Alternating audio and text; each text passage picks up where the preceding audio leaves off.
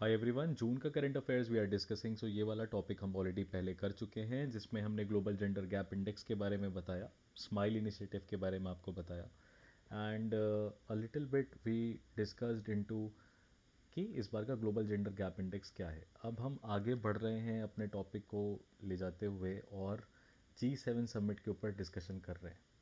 G7 summit इस बार Canada में हुई थी। The summit location was Kananaskis. ठीक है, that is how you are going to remember Kananaskis. Okay, now what was in focus? Always health security, humanitarian crisis, humanitarian assistance, energy, digital transition, future partnerships on tech resilience development and all of that. ये हर बार common रहता है। ठीक है, India का जो participation है इस बार energy security के लिए ज़्यादा डिस्कशन हुआ कि एनर्जी रिसोर्सेज को डाइवर्सिफाई करना है, affordable sustainable reliable energy and representing global south concerns, India's role and vision. So India की G23 में प्रेसिडेंसी 2023 में थी and positioned as partner in global reforms. India proposal is to strengthen G7 G20 synergy for inclusive growth and development. So all of this can be used with respect to G7 and G20, and India's position can be you can say concluded based on this using this line.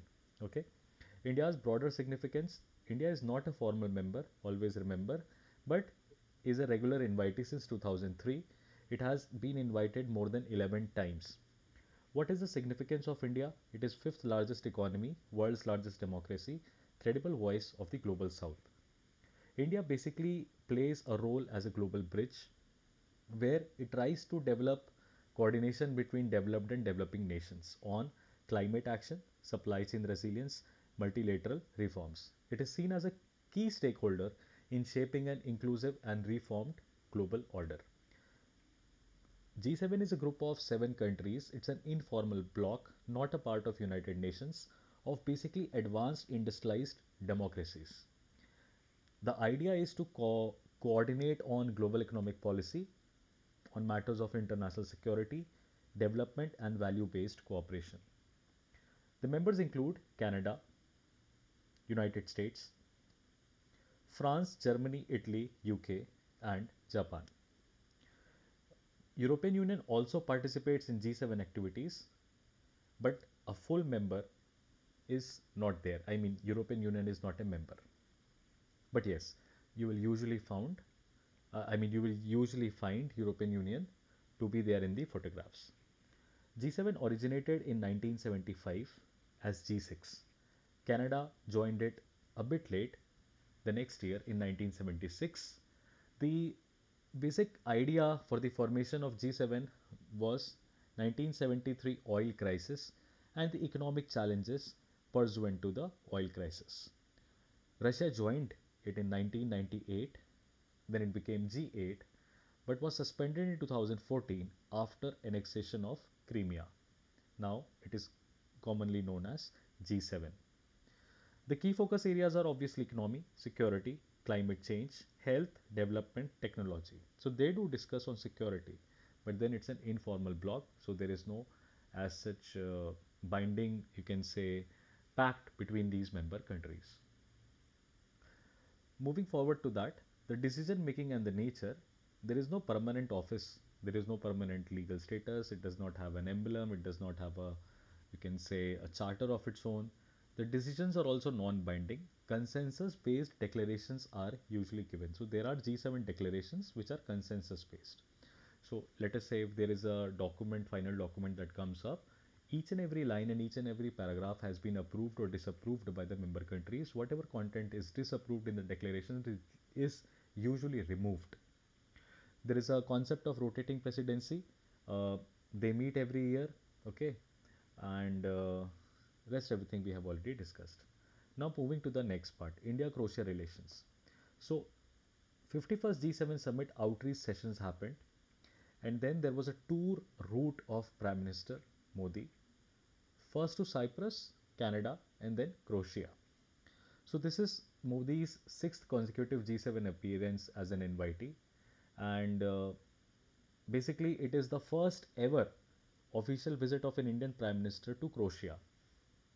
Now, India is basically trying to outreach Central and Eastern Europe. It is basically India's role as the voice of the global south. Now, you need to remember it is Central and Eastern Europe where Croatia is located. If you look into Croatia, I mean, it's obviously a city, a country with ports, and Adriatic Sea is present here. Italy, Slovenia, Hungary, Serbia, Bosnia Herzegovina are the neighboring countries. Slovenia, Hungary, Serbia, Bosnia Herzegovina are the neighboring countries. Italy does not have, it does not have a direct border with Croatia. Okay, Danube River forms boundary between Serbia and Croatia. Danube River, as you can see in the map. Okay, post this, you can see this photograph. So this is the Croatian Prime Minister Andrej Plenković. Andrej Plenković. The meeting happened in Zagreb, which is the capital of Croatia. The democratic relations were established in 1992. Croatia got its independence from Yugoslavia. Okay. Now, in European strategy, Croatia is continuously, I mean, was always seen as a potential country where India could establish relations, but this is the first outreach. All right. So Sarajevo, as you can see, is the capital of Bosnia Herzegovina, and all of these areas the countries which are marked in color are basically part of Yugoslavia. So Yugoslavia broke into Macedonia, Kosovo, Serbia, Montenegro, Bosnia Herzegovina. Okay, this is Vojvodina, Croatia. Okay, Slovenia. Now, if you compare it with the earlier map, you will find it's Bosnia and Herzegovina, Hungary, Slovenia. Okay, so the location that you see around Croatia, Bosnia Herzegovina, and above it you see Hungary. Now, this is one particular region of interest. So, disintegration of Yugoslavia, what were the factors? Joseph Broz Tito died in 1980. After his death, there was no leader as Joseph Broz Tito to unite Yugoslavia. Communism was consistently on decline. Country had one party system, so no much political representation of other factions of the society was there. There were ethnic conflicts. As you can see, all of these countries are ethnically very, very different. There is a lack of equality between underdeveloped, like Macedonia, Bosnia, Montenegro, Kosovo. All of these, Montenegro, Kosovo, Macedonia, okay, and Bosnia. These, if you see, Bosnia does not have a coastline. So Montenegro has, but it is still underdeveloped. Whereas Kosovo and Macedonia are landlocked completely. And these countries will have conflict in their amongst themselves. Naturally, the international borders will not be, you can say, open or accessible, which might be one of the factors for, uh, a disadvantageous factor for these landlocked countries. Lack of equality between underdeveloped Macedonia and you will, on the other hand, find Slovenia and Croatia to be a little developed. There was this 1974 constitution where excessive devolution of powers were given to these republics, which ultimately led to their disintegration. The Cold War had ended, so there were natural factions of countries who had to choose which power bloc they are going to be a part of. And Germany, there was, international recognition like Germany recognized the independence of Slovenia and Croatia, accelerating the breakup were among other factors. So Germany also was impacted because of the Cold War, right? And at the end of the Cold War, you see the fall of the Berlin Wall and everything. So naturally, the recognition of Germany, which is a very strong neighboring country, okay, uh, I mean, would have played a major role. As you can see, the leaders of non-aligned movement standing here, and among them stands Joseph Broz Tito. Okay, so historical ties of India and the legacy is that India Yugoslavia shared close non-aligned movement ties. Over two-thirds of the Indo-Yugoslav trade passed through what is now Croatia. So, what is the importance? Two-thirds of the Indo-Yugoslavia trade passed through Croatia. Legacy trade routes and logistics link continue to be of strategic relevance. India and Croatia. It is a strategic gateway to Central and Eastern Europe. It is a potential partner in areas like tech, infra, tourism, education. It enhances India's outreach into the European Union framework, uh, strengthening bilateral cooperation across political, economic, and cultural domains. The president of the Croatia is Zoran Milanovic, who was first elected in 2020, re-elected in 2025 with a significant majority. The Prime Minister of Croatia is Andres Plenkovic, who has held the position since October 2016 and is the longest serving Prime Minister in Croatia's post independence history. The non-aligned movement is a term used for an international organization who do not want to officially align themselves with or against any major power. The previous Secretary General of the movement is Nicolas Maduro, who took office in 2016. The current chairperson of the non-aligned movement is Yoweri Kaguta Museveni. He is the president of Uganda. He assumed the position in January 2024, taking over from Azerbaijan. Uganda will hold the NAM chairmanship until the next summit in 2027. Until the next summit in 2027. As you can see in the photograph, Uganda's president Yoweri Museveni walks to meet leaders from member countries of the NAM during the 19th summit, where several issues, including global conflicts, climate change, UN reforms, and others, are on the agenda for discussion. In Munyonyo, suburb of Kampala, Uganda. Okay, so the two countries of the non-aligned movement are nearly two-thirds of the United Nations members, 55% of the world population. As of 2018, the movement has 125 members and 24 observer countries. What went on in this NAM summit?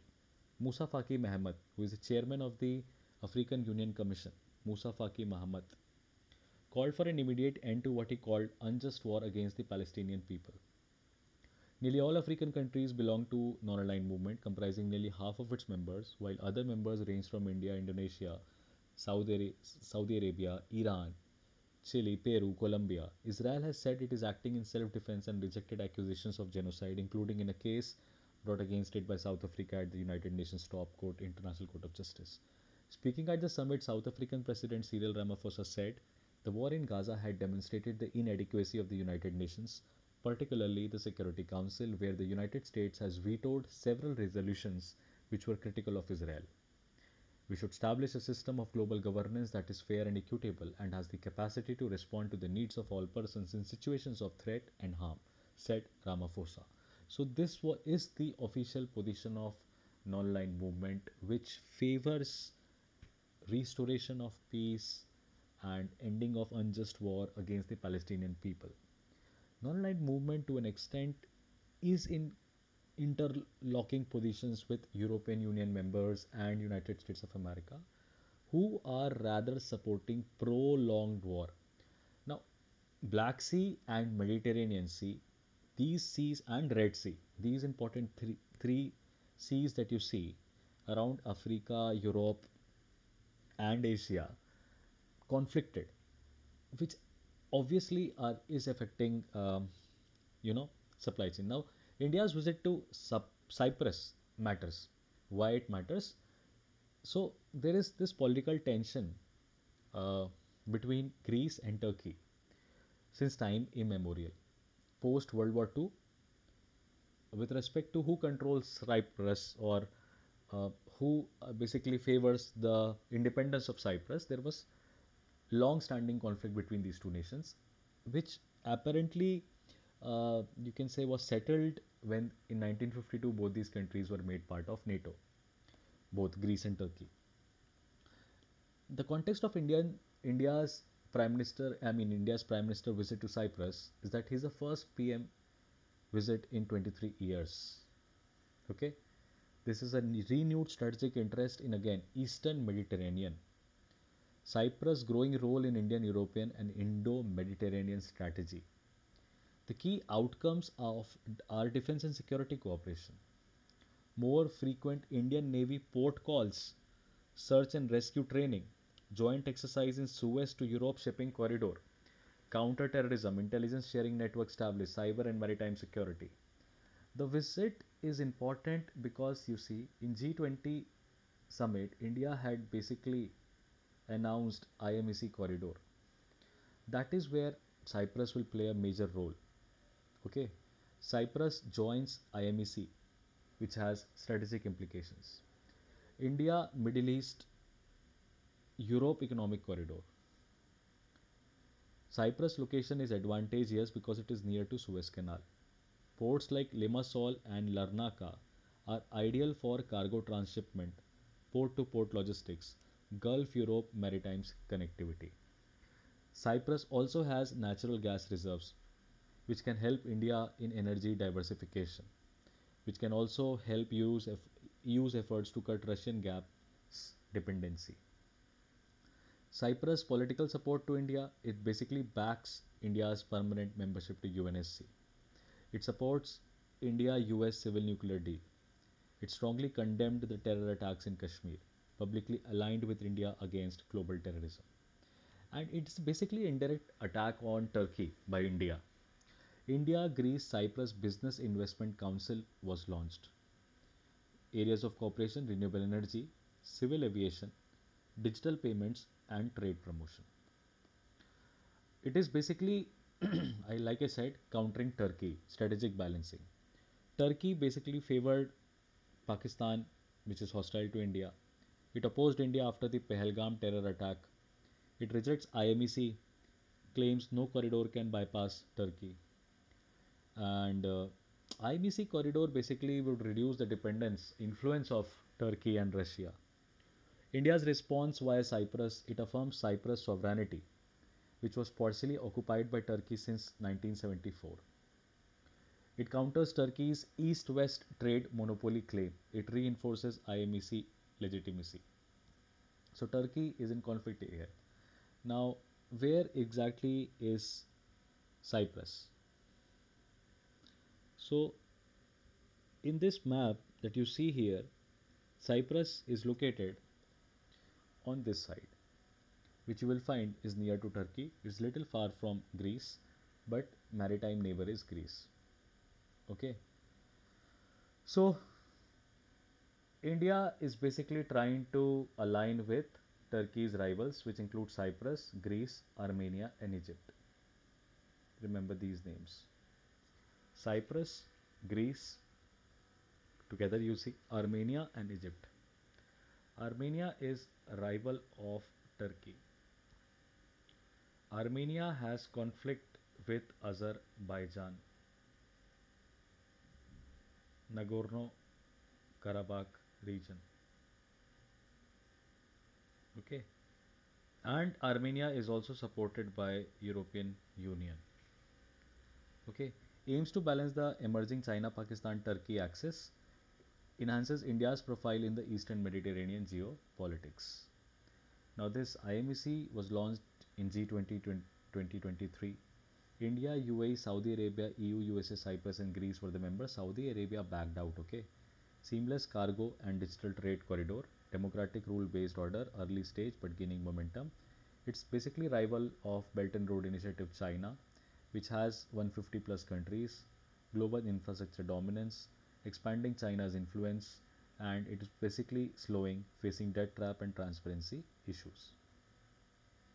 This is the map of India, Middle East, Europe economic corridor. It starts from Mumbai, okay, and then you will find Europe, United Arab Emirates. This is the Jebel Ali port, and then there is Al Guwaifat in UAE. Enters Saudi Arabia, Harad, Riyadh, and Al Hadith. After that, there is Israel, Haifa through Jordan. You will connect Haifa, Israel. From there, Piraeus, Greece. Okay, and you will find this is Cyprus. So it lies on this important corridor from Israel to Greece. and Turkey supports Palestine. So this is where India is trying to increase its influence in the Eastern Mediterranean region. Okay, uh, so these topics, I mean, the next part of this particular video will be available right after this video. So thank you for watching. Subscribe to the channel. Hope you're liking this way of doing current affairs, 2 3 topics every day, and each video will play a huge role in helping you prepare your current affairs in the easiest manner possible.